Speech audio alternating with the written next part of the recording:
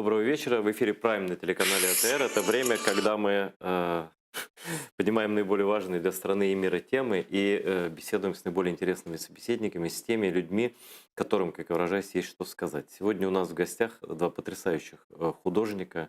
Ну, как сказать, не знаю, как это у вас говорят, две золотые кисти или как там, золотые перья. Вот, Украины это Солнце Владислав. украинской живописи. Вот, Владислав Берешевский и Матвей Солнце и луна. Вайсберг. Да. Солнце и луна украинской живописи. Спасибо, что пришли. Давно дружим, но редко вы у нас появлялись. Владислав, по-моему, не был вообще ни разу, да?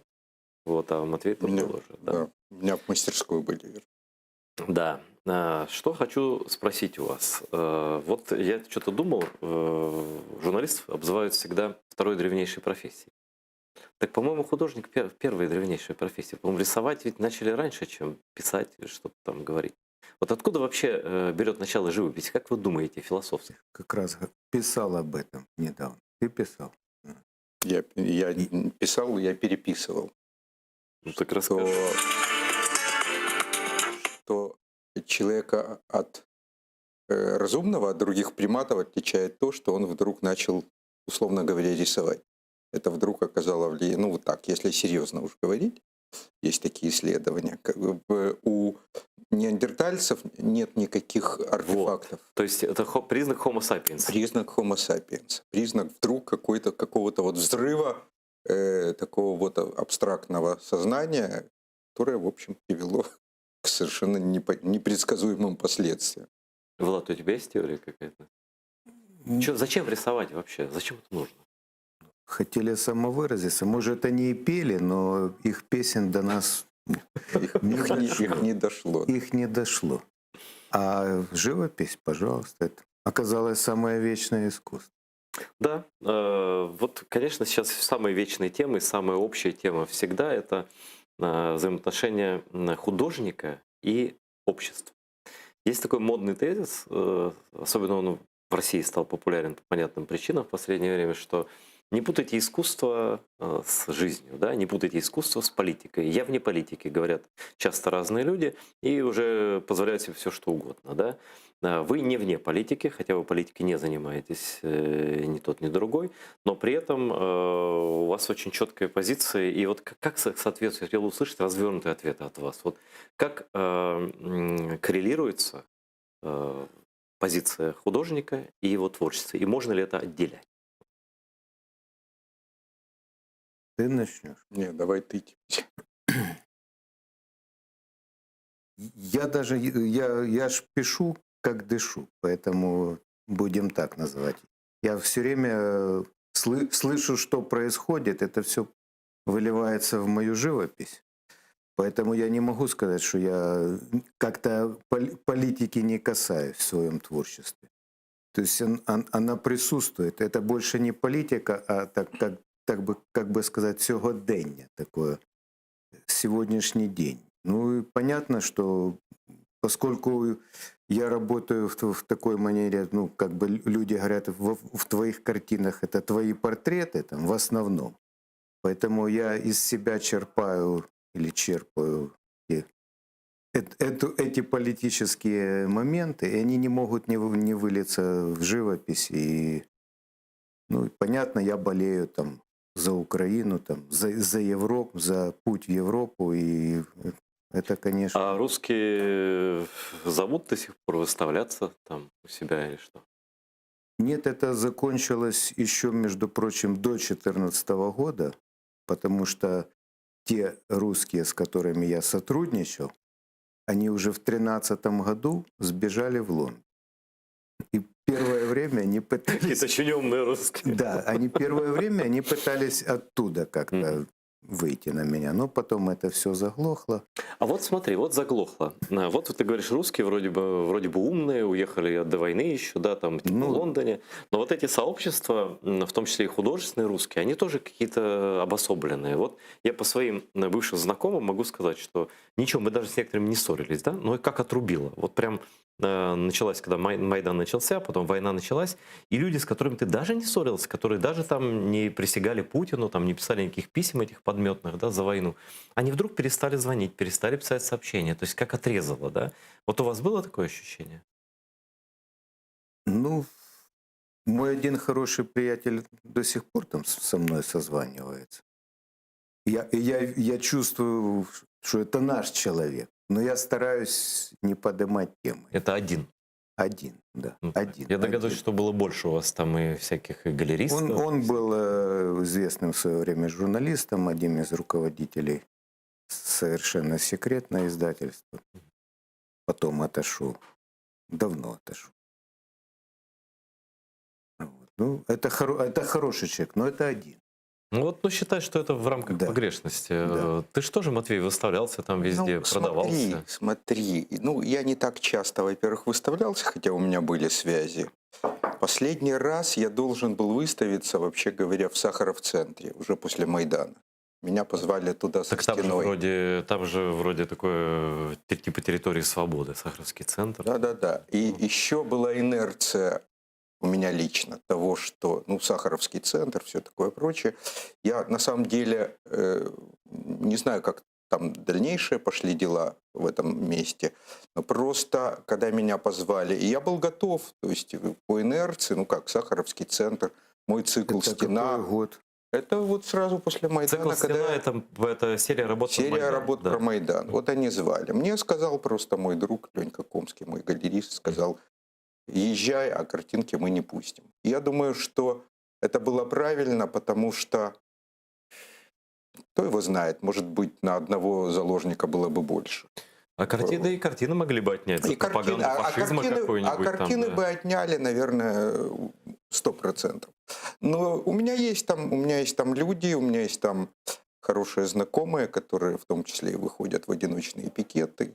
И достойные люди. С некоторыми я вижу, что они опасаются. Я стараюсь публично не поднимать темы, в личке как бы переписываемся. Ну, не могу сказать, что вот отрезало. Ну, к сожалению, по живому тоже сильно пошло. Ну, я, собственно, про русских спросил не для того, чтобы там мы, в принципе, про их большинство нам все ясно, и про понятно, что там за режим, и как они там живут, и как они боятся там, и кто-то встраивается. Я даже не про это. Вот просто сейчас наиболее четко вот этот тезис, что искусство и типа жизнь художника — это разные вещи. Там, ну, допустим, да, выходит какой-нибудь там интеллигент, типа русский, типа вроде не зашкваренный нигде, и начинает хвалить, ну что там говорить, вот, например, Виктор Шендерович, там известный сатирик, там и так далее, публицист, пишет не переставая, просто на каждую годовщину, начиная со смерти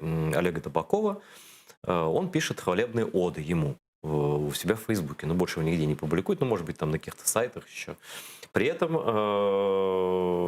Олег Табаков является автором фразы «украинцы генетически неполноценные люди», которую он сказал то ли в 2014, то ли в 2015, то ли в 2016 году. И, собственно, это абсолютно нацистская фраза, которая, ну, позволяет все делать в отношении людей, которые так названы и не кем-то, а Олегом Табаковым. И вот господин Шендерович в отношении еврейского народа использовались ровно точно такие же фразы когда-то, да, что это генетически неполноценные люди и так далее. Он говорит, ну да, эта фраза типа «мне не нравится», но человек хороший, да, вот мой учитель и так далее. И он начинает его хвалить, от чего у меня где-то логическая связь в голове разрушается. Да, как это можно? И так, знаете, говорит, к разговору о том, что Гитлер тоже был неплохим художником, да, но можно ли рассматривать картины Гитлера в отрыве от его личности, да? Вот как вы думаете, вот где этот отрыв искусства и личности, и можно ли игнорировать личность художника, писателя, там, ну, я не знаю, кого-то, актера, ну, художника в целом? Ну, смотри, для меня это всегда был вопрос такой краеугольный. Я всегда придерживался той точки зрения, что, ну, как вот не бывает магнит однопольный, да, он чисто теоретический, то есть есть плюс-минус. То есть это единое целое.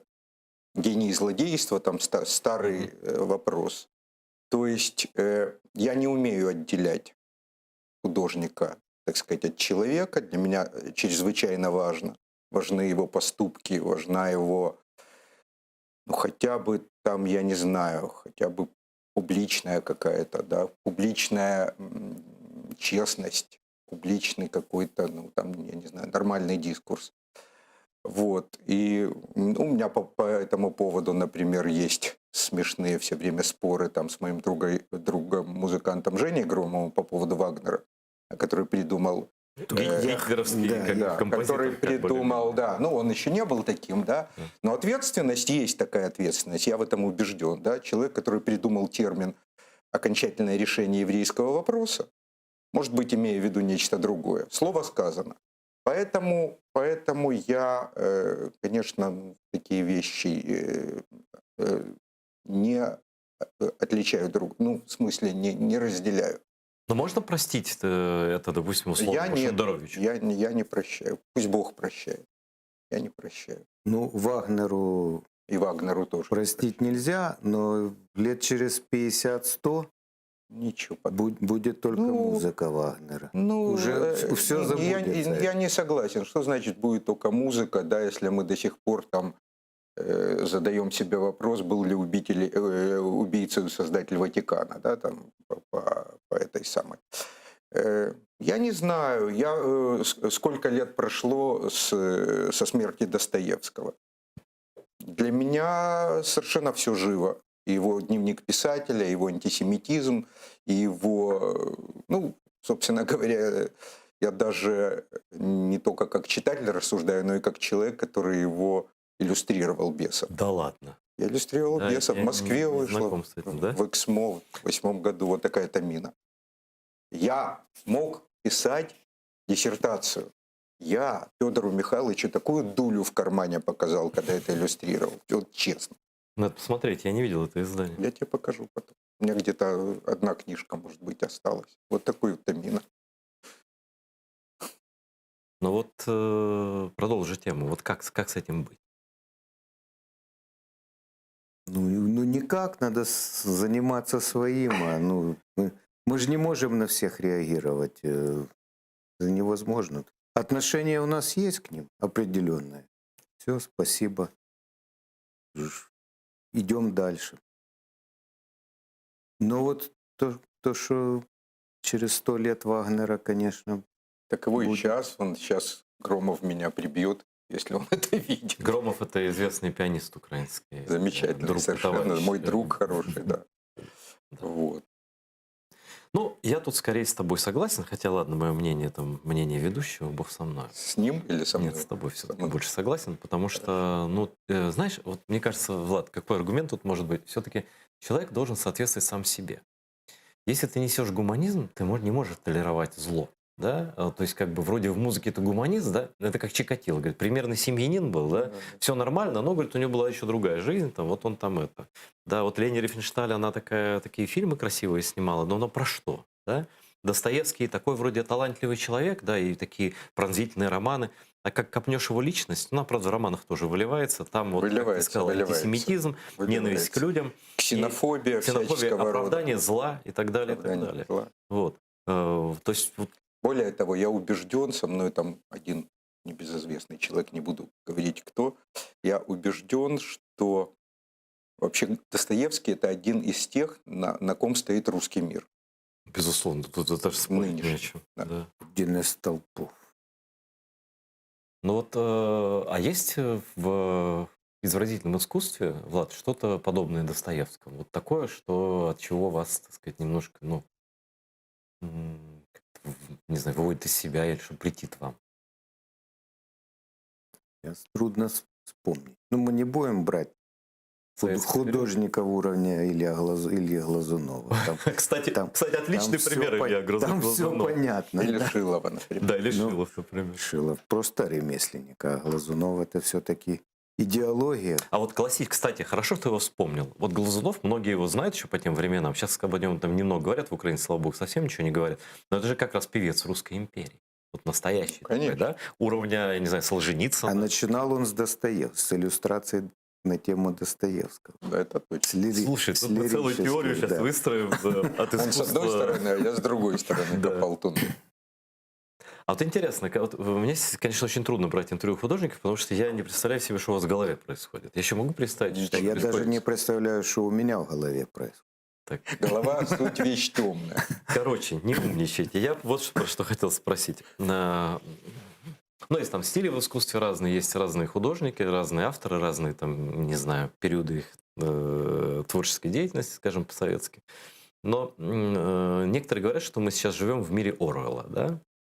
А вот какой художник из известных, из классиков, наиболее точно соответствует вот современному миру, который, на мой взгляд, сошел с ума? То есть Путин, здесь какие-то немцы с какими-то потоками, здесь оккупация Крыма, тут же беспомощность Америки, какой-то Трамп. Ну, там вот такое, да, все, да. Вот кто-то из художников наиболее точно отражает такую картину мира, вот такую расхристанную и противоречивую.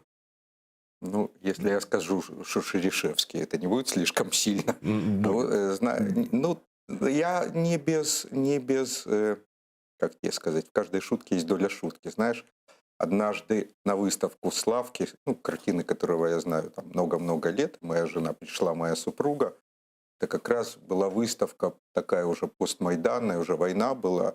И она посмотрела, и она говорит, вот как такого веселого художника можно заставить рисовать вот такие серьезные, такие, ну, картины, там достаточно, не скажу печальные, но такие серьезные, да, веселого нашего Славика. Так что почему нет войны? Ну, из классиков, имел в Из виду. Ну, классиков? Босх, я не знаю, ну, там, я уже вот это имею Ну, в я виду. бы Бекона Ну, назвал. Босх, любой, смотри, у меня был замечательный совершенно преподаватель истории искусств, мы все его знаем, Игорь Диченко. Он говорил, что у каждого значительного художника есть ощущение тревоги. Я бы Гойю назвал, например, да. Бедствие войны, капричос, ну, вечные просто вещи, черная работа его, просто узнаваемо. Я Гойи исследовал, когда рисовал свою там какую-то серию про Майдан. Просто черным работам. Понимаешь, другой вопрос, что смотришь на Гою и понимаешь, что наши времена все-таки относительно вегетарианские в Ну, это сравнении пока. с тем, что было. Дай Это бог пока, пока, да, да. это пока. Такими они. Дай бог как-то все. Не, ну все равно все мягче становится. Ну, не за 100 скажи, лет Слава, не последних. скажи. Ну, Смотря в какую-то, знаешь, это В мы... 1938 году тоже казалось, что все Слава, мягче. давай спросим у жителей города Алеппо, мягче или нет. Да, давайте далеко ходить не надо. Давайте спросим у жителей города Донецка, которые все Жителей потеряли, города у жителей Донецка, Крыма, конечно, которые все жителей потеряли, Крыма. которые живут в положении... Знаете, вот мне редко хочется кого-нибудь придушить, вот в физическом смысле слова. Но сегодня я посмотрел, я не стал посмотрел на- смотреть, конечно, не на вас. посмотрел на меня. Нет. Нет. Я посмотрел сегодня, просто вышло интервью. Не смотреть, не цитировать я его не собираюсь, мне оно неинтересно. Но там вот эта русская либералка Ксения Собчак, которую нам тут подавали, которая в Киев хотела приезжать, даже, по-моему, приезжала, ее куда-то тут на каналы таскали. Потом она стала фейковым кандидатом в президенты, для Путина спектакль этот разыгрывали, да? Вот. А потом, а сегодня выходит, или вчера там выходит интервью, где она берет интервью у Натальи Поклонской, у человека, который был инструментом начала всех этих репрессий, оккупаций, всего этого беззакония, предательница, присяги и все такое прочее. И она сидит, значит, сидит одна вот эта вот дама, и вот эта другая вот дама. И Собчак ей говорит: мы сидим в крымско-татарском кафе, и это очень символично. Ха-ха, говорит она. Ты знаешь, как я подумал, это как, знаешь... Крымско-татарское кафе в Москве? Нет. Видимо, это Крым. А, в Да, Крыму. Крым. Вот. Я подумал, что это, знаешь, это как когда ты приезжаешь, какой-нибудь, не знаю, там, офицер СС или там какой-нибудь, ну, не знаю, кто из Рейха приезжает, значит, в гетто Варшавское, еще там нет массовых расстрелов, да, и он приезжает, говорит: мы тут будем тут у евреев сидеть, значит, давайте нам тут принесите, там стоят эти охранники, наш с охраной ездит, ну, вся вот это, все эти джипы, у входа люди, и они там сидят и верещат что-то про Крым, да, я, конечно, слушать это не стану и никому не советую. Но мне кажется, это вот ниже падения нет, чем таким даже образом оправдывать зло. То есть ты приезжаешь, и это как, вот, знаешь, как Горький с Бернардом Шоу ездили, там кушали с узниками Беломор-канала, да, когда Бернард Шоу сказал, что ну ничего. Вот как, на ваш взгляд, вообще роль, ну, условной, даже не интеллигенции, я считаю, что русской интеллигенции нет давно никакой, вот как роль людей публичных, как она влияет вообще на общество? Так, если глубоко задуматься, Не политиков, я подчеркиваю, там понятно, там все утилитарно, они на своем поле играют. А как вот, какова роль публичных личностей в истории, вот даже в таких страшных историях, как история войн, там, история, я не знаю, какой-то большой лжи, например? Ну, скажи, Ты ты начни. у нас самый красноречивый. Давай, Слава. Ну, я могу про сегодня сказать, но Ну, конечно, мне конечно. кажется, слабо влияет личность современных деятелей культуры и искусства. В хорошем смысле слабо. Да. В плохом-то, мне кажется, И в здорово. плохом, и в хорошем, ну, очень слабо. Ну, people не обращает особое внимание на них. Ну почему? А когда вот актер Пореченков, например, стреляет по украинским позициям, разве это не Ну, влияет на это уже расчеловечивание? политика совсем. Ну, Это он не актер, это он Но он просто враг. морда-то так намоленная Да, на да. телевизор, да, как у Собчак, наторгованная, еще там с Дома-2. Вот. Тут он же ж перестал, в этом случае он перестал уже быть актером. Он Для тебя он он стал перестал быть политиком. актером. А там он играет в театре, кстати, на Табакова. Он Табакова уж нет, он, по-моему, там на ведущих ролях, как и другие подобные люди. Как какой-нибудь Машков, который актер такой известный в Украине. Ты помните, ну, достаточно одесского этого фильма, да? Да. Как он называется? Ликвидация. Ликвидация, да? Этот человек Тогда выходит... он еще не был запятнан. Вот ты не представляешь, как это было. Он еще до войны, он подскакивал вот так аж со стула на съезде «Единой России» и Путину такие дифирамбы пел, что я думаю, И господи, смотрел лучистым взглядом. да, но это же как можно? Это же просто тебя что, пытают? И вот сейчас, мне кажется, время даже такое, знаешь, раньше, ну, при Сталине там расстреливали, сейчас можно уехать, сейчас ты уезжаешь, какой-нибудь там Акунин уезжает куда-нибудь в Лондон, и даже оттуда боится что-то лишнее сказать, да? Вот почему... Новичка боится. Новичка, наверное, да. Почему до такой степени измельчала вот эта так называемая русская интеллигенция, что она все-таки, я читаю, вот там перед революцией там какие-то были люди, которые выступали, там что-то говорили, влияли на общество. А эти либо поют в дуду Путину, например, да, либо ведут себя просто типа, мы ничего не знаем, мы тут не при делах вообще, мимо проходили, да, у нас тут свои книжки или там работы какие-то. Ну, ты знаешь, столько десятилетий чистки, столько десятилетий репрессий. У меня была книжка, я увлекался там революционным движением в свое время, ну, демократическим, да, там народная воля и так далее и тому подобное. И там такой мартиролог, достаточно серьезный, скажем, ту же Марию Спиридонову, эсерку, ее сломать не смогли до 40-го года, пока ее не расстреляли уже, когда это просто не смогли. И в своем роде вот такой, я не знаю, как это назвать, не геноцид, да, а по отношению к интеллигенции и к тем, кто как бы был вроде бы соратниками там вчера на баррикадах, и к тем, кто, ну, а тем, кто вообще просто интеллигенция, вообще не было никакого, так сказать, подходу. И после уже, то есть обратная селекция, как сказал один поляк. Когда вот перелом произошел? Вот этой, мы же говорим о пространстве даже, ну, допустим, бывшей Российской империи, да? Когда начался это отрицательный? Я думаю, что в результате Октябрьского переворота чуть попозже. Ну вот пока еще там была инерция какая-то, Луначарский, то сё, художники. А я еще добавлю, наверное, последние лет 10-15, это второй перелом, когда стало возможно жить очень богато. Ага, то есть это влияет Да, тоже... очень. Это ты имеешь в виду нынешнее время? Да, нынешний. Но они хорошо прикормлены, Да, скажем. это да. То есть они жили чуть-чуть лучше остальных, а теперь они могут быть их развратили, очень, да, развратили очень до такой лучше. степени, я не помню, меня не И интересует. тут уже материальный Да, меня не фактор. интересуют статки, як кажуть у нас в Украине, да, меня не интересует их. Но какие-то цифры попались на глаза касательно, по-моему, Соловьева, это вообще немыслимо просто, да, это уже не цифры подкупа, это уже он сам хочет, кого то хочет, есть может страх купить. потерять вот эти огромные, отличающиеся от средней Да, массы да, деньги, он да. такой же страх, как страх расстрела. в Да, принципе. там же 10-20 раз они еще- больше ну, получают, только чем... более добровольный, скажем так, да, что тут как бы отказаться. Это фактически заработок. Скажите, а вы знаете такую Светлану Алексеевич? Я даже встречался. Встречался? вместе. Ты знаешь Ну, тоже? Ну да.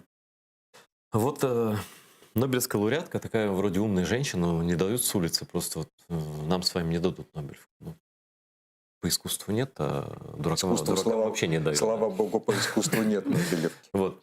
И вдруг эта женщина сначала призывает арбитром Путина в белорусской революции, а потом пишет письмо, абсолютно детское, наивное письмо к русской интеллигенции. Ну почему же вы молчите? Ну почему же вы молчите? Так вот, Влад, он дал ответ на этот вопрос. Поэтому и молчат, потому что есть что терять.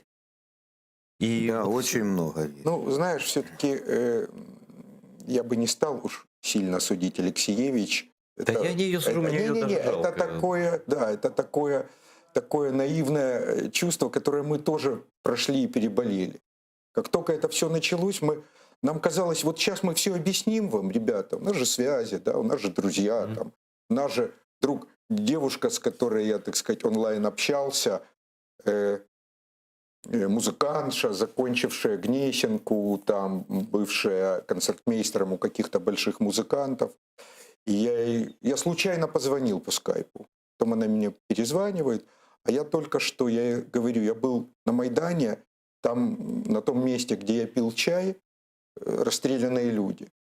Вот я, ну, где я на Майдане обычно, да, это было.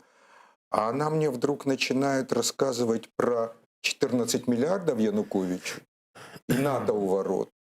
Я говорю, извините, я больше не буду вам звонить, я больше не буду с вами общаться. Она же вроде не идиотка же, наверняка. Не идиотка, музыкантша, интеллигентный человек и так далее. И это было поразительно, потому что мне казалось, вот мы сейчас объясним. Вот мы сейчас вам все объясним, и все будет хорошо. Да? У меня друг художник москвич, который, кстати говоря, корни украинские имеет. Ну, объясним. Вот тот вообще договорился, не буду называть, договорился до того, что вы тут нам московским хохлам лажу делаете своими, значит, Мешаете этими, да, усложнили нашу жизнь. Ну так, кстати, некоторые грузинские бизнесмены говорили, когда война с Грузией началась, что вы нам мешаете тут бизнес делать в Москве вашими революциями. То есть коллаборационизм, он разнообразен, он в конце концов, ты понимаешь, гораздо сложнее идти против течения. Вот там. Ну, есть такие люди, по счастью, они все-таки есть. Мало, но есть. Будет еще знаю. меньше. Ну, Все-таки смотрим. пропаганда односторонняя на протяжении Ну, десятилетий. ты знаешь, паче того, что делал Геббельс, никто еще ничего Ой, не ты знаешь, делает. неизвестно. Мне кажется, Геббельс вот это Влад прав. ребенок, он Да по ладно, радио Славик, только ну, вещал. по А радио У него тут же инструментов было визуальный меньше. Так ряд. тогда кроме радио ничего не было. Ну, так Геббельс тут же это ребенок, ну вы будешь мне визуальный ряд. рассказывать. Давайте будем уже это По самое. сравнению с Киселевым. Да. Ну смотри, да, давай так. По глубине проникновения, может быть, Геббельс был в этих социумах, где его слышали глубже, но по широте русской пропаганды. Да была нынешней. включена все время радиоточка. Так она в Да Америке всё. не была включена. Ну, А я сейчас у нас понимаю. есть Russia Today. В Да, Америке, да, во я Франции, понимаю. в Британии. Но сейчас есть где и угодно. выбор, Айдер, сейчас есть и выбор. Я В конце попробую. концов ты можешь выключить эту самую и включить другую Аргумент программу. железный, вот отличный, когда мне говорят, что сейчас, но ведь у русскоязычного типа, ну, условно говоря, все же мы понимаем этот язык, да, есть больше всего контента на этом языке. Есть выбор, что искать, есть свобода. Почему же вы не ищете, как даже Алексеевич спрашивал, там, задавался вопросом, я объясню, почему. Потому что у РИА Новости 587 сайтов было на тот момент, когда, я еще помню, 15-й год.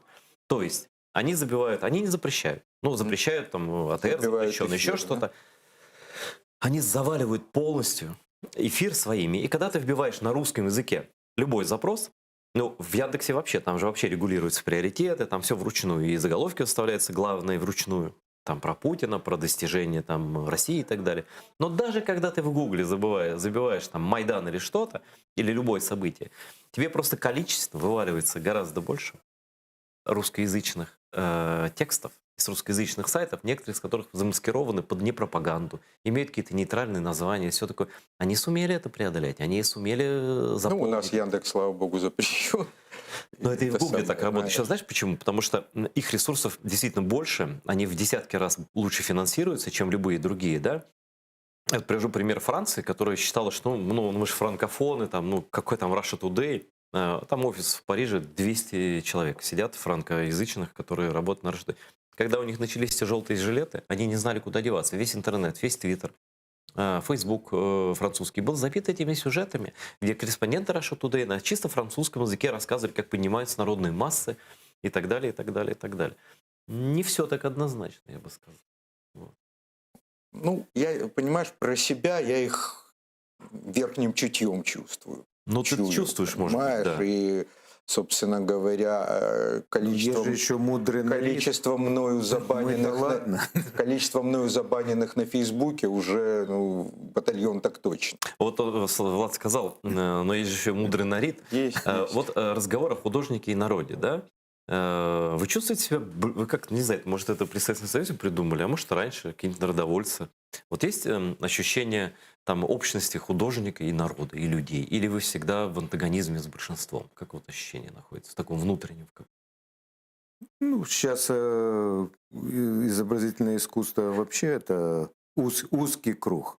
Узкий круг. И Страшно далеки они да, от- и ценители, и любители. И, как, Мгм. как правило, приличные люди. Поэтому Ну, это он делает реверанс покупателям своим.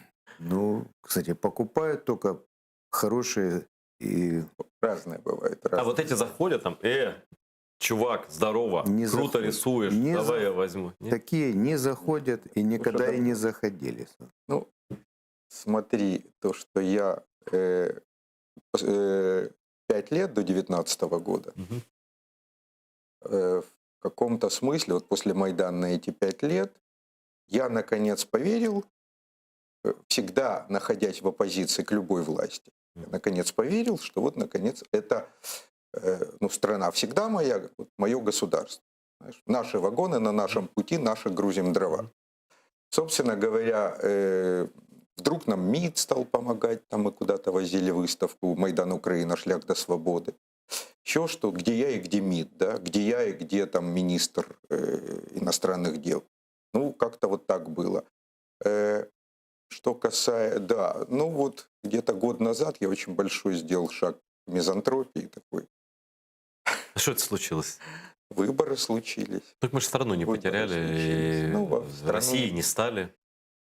Ой, ты знаешь, Но все как ты очень говоришь, опасно. как ты говоришь, да, времена.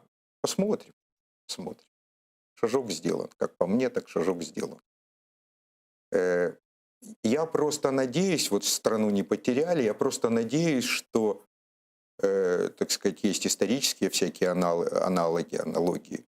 Когда бурбоны пришли, они все помнили и ничему не научились, они не смогли сильно изменить, потому что изменения были до такой степени уже коренные, да, французской революции Бонапарта, потом там вот кодекс Наполеона Мгм. и так далее, что Они открутить не смогли, Они открутить в каком-то смысле они пытались открутить там что-то такое, ну не открутили. Потому что там была куча людей, которые прошли войну, прошли наполеоновские войны. Куча, так сказать, пенсионеров, которые получали вот эту пенсию, Ну, ветеранов, военные, да. ветеранов и так далее. Ну, пенсионеров в Инвалидов, буквальном как, смысле, да, инвалидов. в том же Дом Да, инвалидов. Дом даже. инвалидов, где похоронен Бонапарт, там и все такое прочее. Вот на эту инерцию я надеюсь. Ну, Я тоже надеюсь, но они нащупали слабые места. Они это кто? не это они. Враги с востока и с севера нащупали у нас слабые места Слабые места в чем? нашем мудром народе. А какие это слабые места? Вот художнику можно говорить. Вот политику я бы не разрешил про народ рассуждать. Ибо нефиг, да? А вот вам я, пожалуй, даже Да, попрошу. ну все понятно. Хотят жить спокойно, по-старому и без движения, без напряжения. Кушать сытно и слушать Филиппа Киркорова. Да прям уж Филиппа Киркорова. Ну, Больше некого допустим, слушать в Украине, что ли? Не в Украине. А они хотят слушать не в Украине, а только там еще и Филиппа Киркорова. Хорошо, это Глазунова не хотят видеть. Я точно Да, они не видел. знают, Так кто Глазунов такой и делает. Глазунов, да. Ну, какой-нибудь Басковый Киркоров, поэтому большая ностальгия. Может, они даже и не упекут. хотят слушать, не все, во всяком случае, Филиппа Киркорова, понимаешь, но там шансон какой-нибудь в Ну, маршрутках или, ну уж извините меня, это самое, я как один раз в жизни я смотрел 95-й квартал. Это происходило 5 часов к ряду в автобусе Одесса-Киев. Я думал, что я выскочу вообще через окно Это когда это на было? улицу. Это было, когда я ездил в Одессу, это было года 2 тому А назад. я наверное. когда Два? еще жил в А, Москве, ну еще Мне- до... Еще до. а я смотрел, когда жил в Москве, «Квартал», и мне нравилось, честно скажу. Ну, может, это бы отличалось настолько Это от того, отличалось. что там Видишь, это от происходило, точки зрения зависит от того, с какой стороны ты смотришь. А вот сейчас в «Квартал» вообще невозможно. Нет, ну, Почему? Нет кем шутить стало? Не, ну шутить не шутить, но просто противно. понимаешь, тут еще эстетически очень, то, что тебе нравилось, я же говорю, это, видимо, просто с той оптикой, какая была у тебя тогда, это одно дело. А в принципе, вот как ни странно, я становлюсь едва ли не эстетом таким. То есть я понимаю, то, что красиво, то правильно. Мгм. Майдан был красивый. Он был жестоко красивый. Он был просто смертельно красивый. И это было очень правильно. А вот эти вот всякие, я не знаю, мое эстетическое чувство не выдерживает каких-то вот таких современных вещей. И пропаганда, это же это примитивно. Что русская пропаганда, да, что наша какая-то такая, которая ей вторит. Да если бы у нас еще пропаганда была, я прошу прощения. Нет, у нас я скорее имею в виду разжижение, та пропаганда, которая С работает вражеских на, да, каналов. которая работает на вот эту вот идею, так сказать, да. Так вот немножечко приучают, шаг за шагом, сантиметр за сантиметром, да, туда там возвращается и так далее. С другой стороны, вот я тебе скажу, у меня сейчас выставка, да, и такое количество, меня попустило, як то кажуть, немножко, такое количество замечательной, как правило, украиноязычной молодежи, студентов, закончивших только вузы, да, там даже старших школьников. Вот я думаю, вот отсюда уже не открутишь назад. Вот это та точка невозвращения, А которую останутся ли прошли. они Останутся, среди нас? останутся. Я хочу сказать, сразу не сказал, что я посетил буквально вот протягом тижня 2 выставки, они одновременно проходят. Одна выставка Матвея Вайсберга, она проходит в музее Ханенкев. Прям заходишь на первом этаже направо. Вот. И действительно много народу приходит, и Матвей там проводит практически все время, ходит уже, стал музейным работником, себя называет. Вот. Ну, говорю, заодно картины постережешь. Там есть Да. все картины классиков. Даже всякое прочее. значок есть у него. Даже значок есть, да. Вот, Владислава Шерешевского, у него выставка в галерее «Белый свит». Ну, можете загуглить, это на Пушкинской улице, хорошая галерея, такая в арочке, в очень хорошем доме, со двора вход. И там 82 работы этого замечательного художника. Фантастика. Просто зайти, но, к сожалению, у тебя Влад Завтра закрывают. последний день. Завтра. Все есть шанс это еще, на да. расстоянии в 2 кварталах друг от друга. Да, обе да. выставки. Вот сейчас мы видим как раз работы Шерешевского. Это вот выставка в «Белом клыке». Совершенно В фантастично. белом Надо клыке видеть. хорошее. В «Белом клыке». Хорошее Извини, пожалуйста. название В для «Белом галереи. свете». А вот, да. я, Что-то а вот я вспомнил. вышел только что в двери. Джека Там, Лондона, да.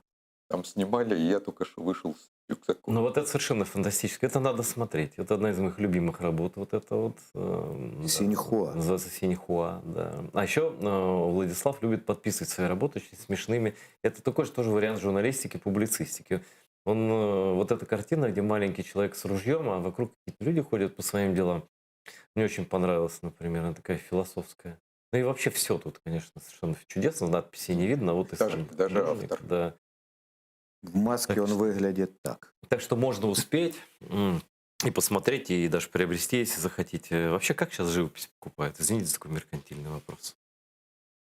Вам же надо что-то жить. Покупают с удовольствием, Да? но недорого. Ну, недорого.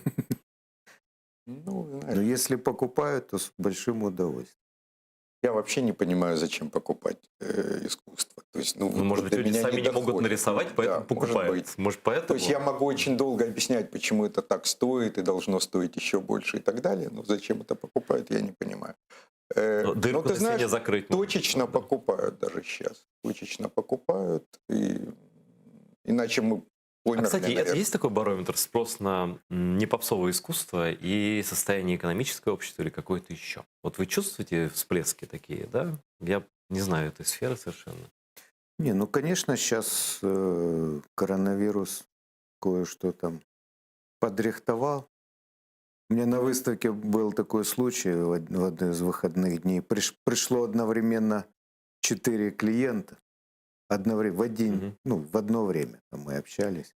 Шоу-бизнес, ресторанный бизнес, Мгм. туристский бизнес там, и готельный бизнес. И все в огромном пролете. Ты же Говорит, нарисовал 82 работы за период карантина. Тебе ли жаловаться вообще на коронавирус? ну, я нарисовал, Да. потому что мало...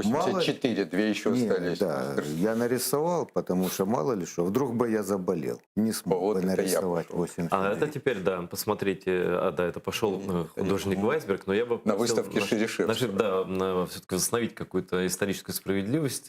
Художников нельзя ни в коем случае обижать. Покажите, пожалуйста, выставку, вот мой же репортаж такой фейсбучный с выставки Матвея Вайсберга в музее Ханенков. Тоже надо посмотреть, вот это да. Сейчас я захожу туда. Да. Нет, это вообще сам дом фантастический. Там такие работы есть и классические, и любые. А вот и выставка, она справа. Буквально еще... Сколько она будет продолжаться еще? До 27-го включительно. Ну вот еще время есть зайти. Смотри, Да. что касается продаж, то я тоже на карантине сделал там 500 оттисков графики. В основном графикой 500? занимался. 500, да.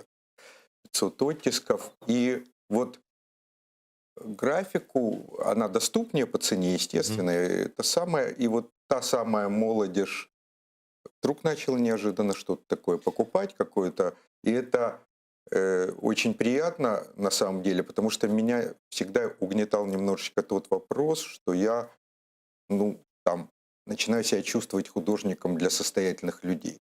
А сейчас Поскольку- начали брать и работы... Поскольку мое менее- демократическое нутро, я был уличным художником достаточно долго, оно немножечко протестует, то графика более такой демократический материал. Причем этим же занимались и Пикассо, и Шагал, и кто угодно. То есть, начиная там, я не знаю, с Гойи, который У свою состоятельных графику. людей работы лучше сохраняют. Ну, Вот смотрите, Они это- их не перепродают, когда... Вот это зал произведений, посвященных теме Дон Кихота и Санчо Панса. Это моя любимая серия работ Матвея. Вот, зайдите, просто посмотрите, тут и описывать. Мне когда ты стоишь, смотришь на это все, конечно, сразу думаешь про наше время, тоже про ну, это художники. рефлексия. Рефлексия на время, да. Конечно. И работы и Влада, и Матвея, они там вы четко понимаете, в какое время вы живете. И что вокруг вас происходит, да? Это ничем, никаким видео не передашь. Настоящее современное искусство. Не суть мистецтва. Суть мистецтва, да? Мы придумали. Он же термин. сучарт. Сучарт, да. Сучасный арт, Сучарт, сучасное да. мистецтво, да. Нами придуман термин, Ну, да, даже по-трезвому. я не помню, Славик, давно Я не было. я хочу вернуться к исторической несправедливости, к одной, которая меня сильно очень выбешивает. У нас, по-моему, так и не назвали аэропорт киевский фамилией Малевич. Малевича. Но что-то им помешало. Кому им что помешало, я не знаю. Но 3 года назад я был в Париже, там в командировочке буквально 5 дней, и совпало с большой выставкой работ Малевича, Кандинского и еще одного, просто забыл фамилию. И, значит, это все... Явленского. Явленского. Могло быть Клея, мог Нет. быть кто угодно. Ну, вот не на- те, кто... Ладно, давайте не будем умничать, я просто забыл. Вот. И вот эта выставка происходит в центре Помпиду, который я всегда там посещаю, там не так часто, конечно, бываю в Париже, но когда бываю, и прям я подхожу к этому музею Помпиду и думаю, вот эти прекрасные люди, примерно одного времени, да, одного стиля и вдохновения, там они разные, но все равно. Время одно примерно. Я смотрю на такой плакат, билборд прямо на Помпиду, метров там 5 на 10, и написано, там, простите за мой французский, «Авангард Ле Руси». То Да-да-да. есть 3 еврея, значит, 2 украинских, 1 белорусский, вот насколько я помню, да, которые никакого отношения не имеют к этому Ле Руси, да, вдруг оказываются русским авангардом, и ты, если ты скажешь украинский авангард или белорусский авангард, никто даже головы не повернет. Французы уверены и даже борются со всеми попытками объяснить что-то другое, что нет, это русский авангард, и все тут, да.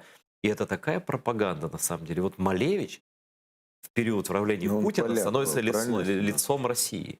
Не, он украинец. Он считался Ну, украинцем всегда. Смотри, этнически он, Не, этнически. этнически он поляк. Но это Писал не- и воспитывался, и писал, и говорил он по-украински. Ну да. И считал он себя украинцем. Да, он считал себя. Работал он в Киеве. Смотри, я с этой историей, меня она тоже хорошо цепляет. Мгм. В этом смысле белорусы, конечно, ведут себя достойно. Ты про Потому Шагала что имеешь в виду? я имею не только про Шагала.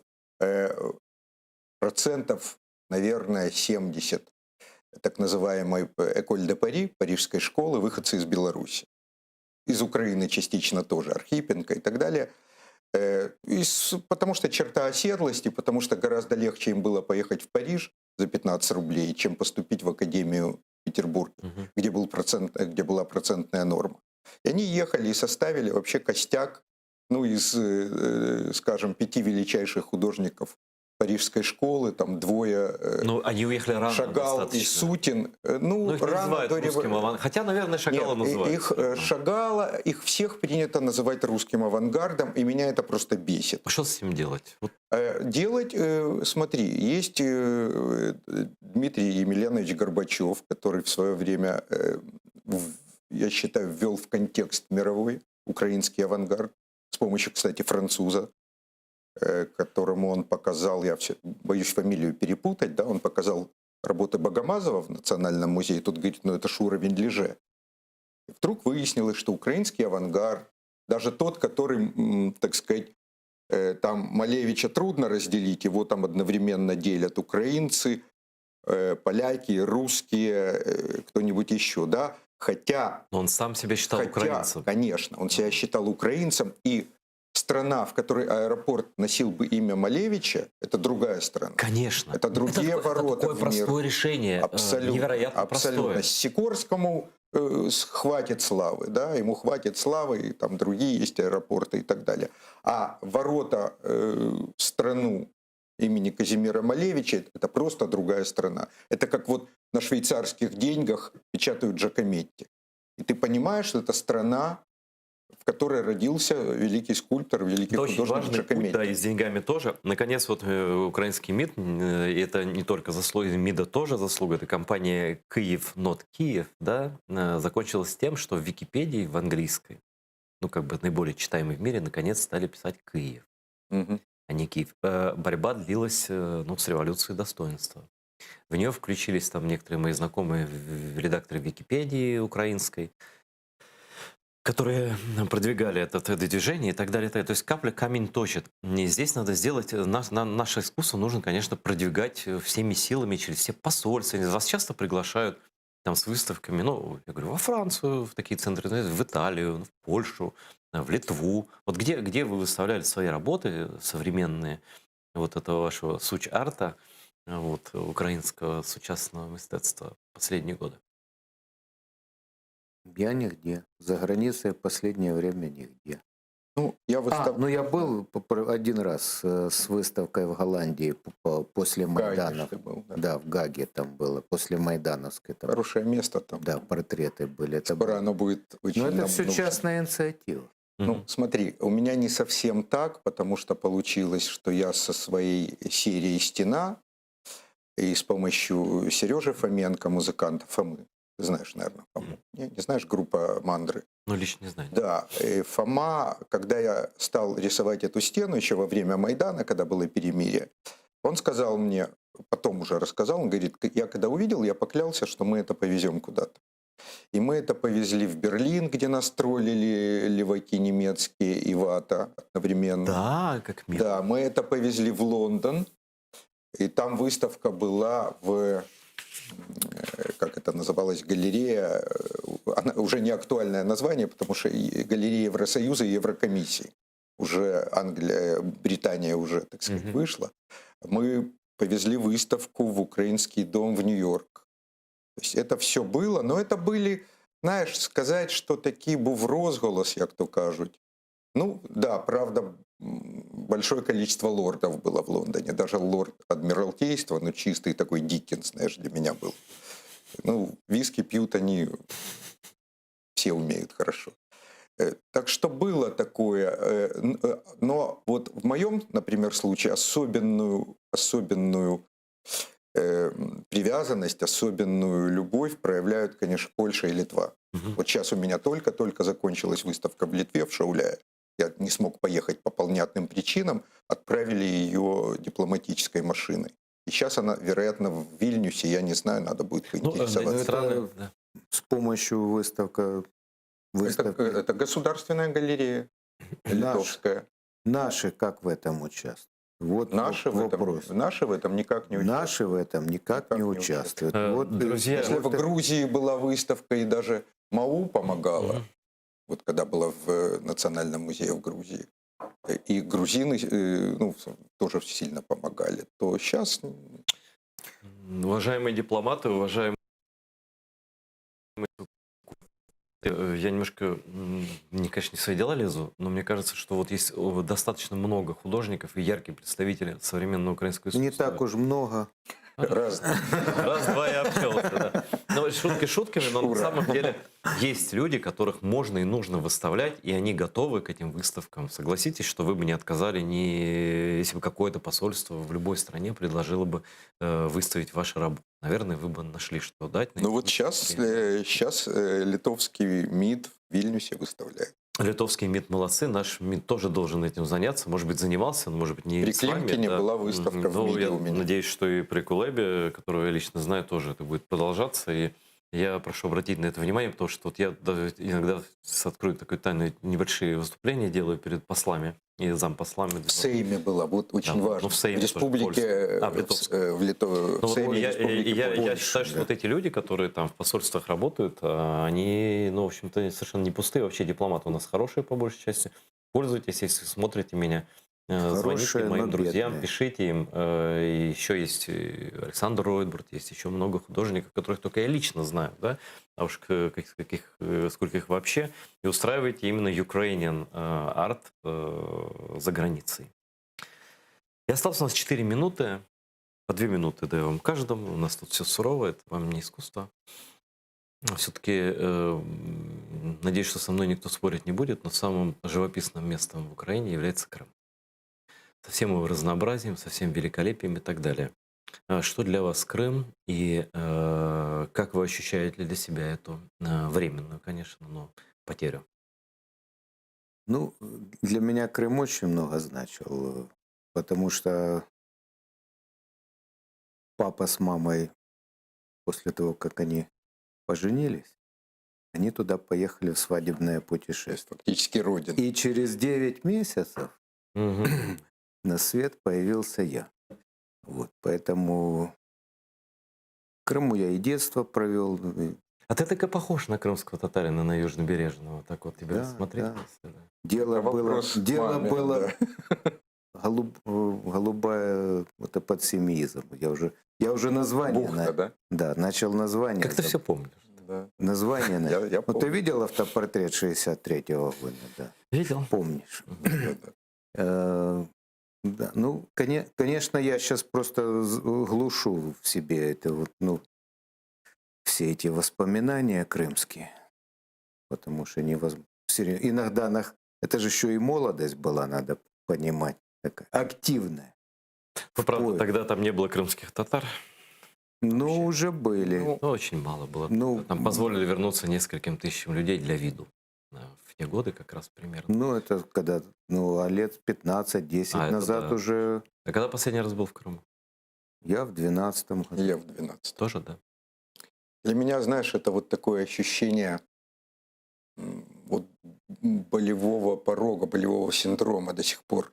Я помню, что сидели в крымско-татарском кафе во Львове, и там все время на экране виды Крыма. Мгм. Это просто... Я не могу смотреть. Я не могу тоже смотреть. Я тоже не могу смотреть. То есть это ощущение Я даже пейзажи личной сейчас не потери. могу. Личной, Живописные. да, личной потери, личной кражи.